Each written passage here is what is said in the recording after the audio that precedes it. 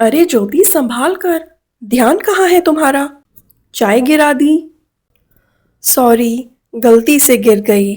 मैं अभी साफ कर देती हूँ। बस बस रहने दो, अब हो गया। मेहमान बैठे हैं, तुम्हें पहले से ध्यान रखना चाहिए था। तुम इतनी लापरवाह कैसे हो सकती हो ज्योति? मेरे बॉस बैठे थे वहां, उनके सामने ही तुमने चाय गिरा दी। पता नहीं मेरे बारे में क्या सोच रहे होंगे वो। मुझे सच में अफसोस है, मेरे हाथ से कप स्लिप हो गया था। गलती तो किसी से भी हो सकती है ना। तुम्हारी ये गलतियां मेरे ऊपर बहुत भारी पड़ती हैं ज्योति। सारा इम्प्रेशन खराब हो गया बॉस के सामने। आज चाय का कप गिरा है। उस दिन भी तुम सोनू को स्कूल से लेने देर से पहुंची थी। हर बार कुछ ना कुछ हो ही जाता है। पर उस दिन तो ट्रैफिक बहुत था। बस बस, अब बहाने मत बनाओ। ट्रैफिक तो रोज ही होता है, तुम्हें और जल्दी जाना चाहिए था। असली बात तो ये है कि तुम्हें अपनी जिम्मेदारियों का एहसास ही नहीं है। मैं एक साथ सब कुछ संभालने की कोशिश करती हूँ, तो कभी कभी चूक हो जाती है। तो फिर और भी ज्यादा सतर्क रहना सीखो। सब कुछ अपने आप ठीक नहीं हो जाता है। मैंने तो बहस भी नहीं की, सिर्फ सुनती रही। शायद सच में मुझसे ही कोई कमी रह जाती है, पर हर बार वही बातें। लापरवाह, जिम्मेदारी नहीं समझती, ये शब्द क्यों अंदर तक चुभ जाते हैं। एक कप गिर गया था और एक दिन देर हो गई थी, पर ये बातें मन ऐसे पकड़ लेता है जैसे मैंने सब कुछ ही गलत कर दिया हो। मैं जानती हूँ इन बातों को सोचते रहने से कुछ भी नहीं मिलेगा, पर फिर भी मन में बस यही सब चलता रहता है। ओम शांति दीदी। मुझे लगता है कि मेरी परेशानी किसी एक व्यक्ति से नहीं है। मेरी परेशानी मेरे अपने मन से है। कोई कुछ कह देता है, किसी का व्यवहार ठीक नहीं होता, तो मैं बाहर से तो बिल्कुल सामान्य रहती हूँ, लेकिन मन में वही बात बार बार चलती रहती है।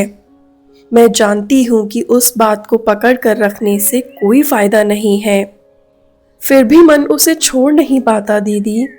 ऐसा लगता है जैसे मन अपने आप उसे दोहराता जा रहा हो। ओम शांति ज्योति बहन। आपने बहुत गहराई से अपनी स्थिति को पहचाना।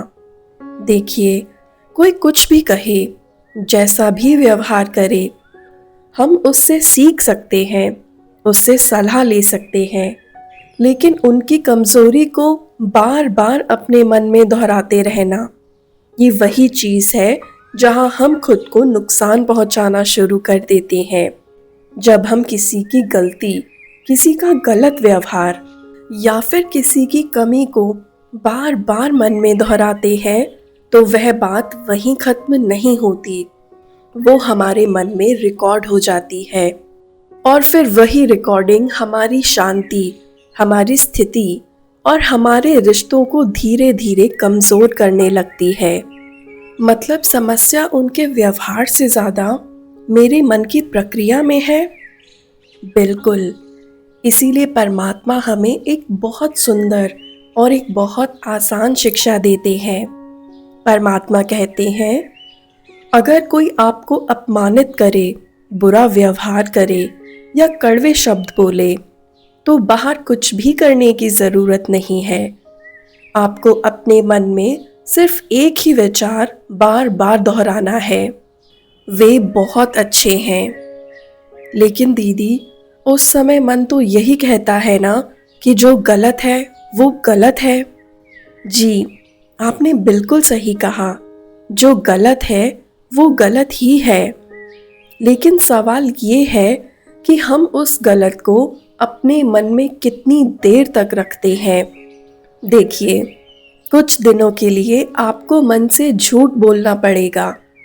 शुरुआत में वे अच्छे नहीं लगेंगे, फिर भी मन में कहना है, वे बहुत अच्छे हैं। मैं आपको एक उदाहरण के साथ समझाती हूँ।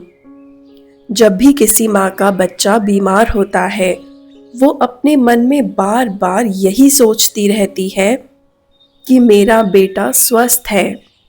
दुनिया चाहे कुछ भी कहे, लेकिन वही विचार बच्चे को शक्ति देते हैं। उसी तरह लोगों के कमज़ोर संस्कार आपको दिख रहे हैं, लेकिन आपको मन में कहना है वो बहुत अच्छे हैं। और इसका असर किस पर पड़ेगा दीदी? सबसे पहले असर आप पर पड़ेगा, क्योंकि हर दृश्य में दो ही विकल्प होते हैं। या तो उनकी कमजोरी आपके मन में आकर रुक जाएगी, या आपकी शक्ति उनकी ओर चली जाएगी। अगर उनकी गलती यहाँ रुकती है तो आप कमजोर बनते हैं, लेकिन अगर आपकी शुभ भावना उन तक चली जाए तो आप मजबूत बनते हैं और वो भी मजबूत बनते हैं। उनकी गलती यहाँ न रुके, मेरी शक्ति उनकी ओर जाए। उनकी गलती मेरे पास न आए, बल्कि मेरी शुभ भावना उनके पास पहुँचे। मतलब दीदी, मैं लेने वाली नहीं पर देने वाली आत्मा बनूं। जी, और यही आपकी जीत है। परमात्मा कहते हैं, बस बार बार कहते रहो, वे बहुत अच्छे हैं, वे बहुत अच्छे हैं। ऐसा करने से सबसे पहले आपकी स्थिति बहुत अच्छी हो जाती है, और जब आपकी स्थिति अच्छी होती है तो आपकी शुभ वाइब्रेशन अपने आप सामने वाले तक पहुंचती है और धीरे धीरे उनके संस्कार बदलने लगते हैं। पर दीदी, जब सामने वाला बहुत ज़्यादा रिएक्ट कर रहा हो तब क्या करें? उस समय सिर्फ एक बात याद रखिए, वे अपना गीत गा रहे हैं, लेकिन उनका गीत आपका गीत नहीं बनना चाहिए। आप बस मन में मंत्र जपना शुरू कर दीजिए, आप बहुत अच्छे हैं, आप बहुत अच्छे हैं। वे चिल्ला रहे हों और आप मन में शांत रहिए और कहिए, आप शांत आत्मा हैं। आप कितने प्यार से बोलते हैं, आप मुझे कितना सम्मान देते हैं, आप मुझे कितना समझते हैं। वे अपना गीत गाते रहेंगे, पर आप अपना गीत मन में गाते रहिए। देखिए कौन जल्दी जीतता है।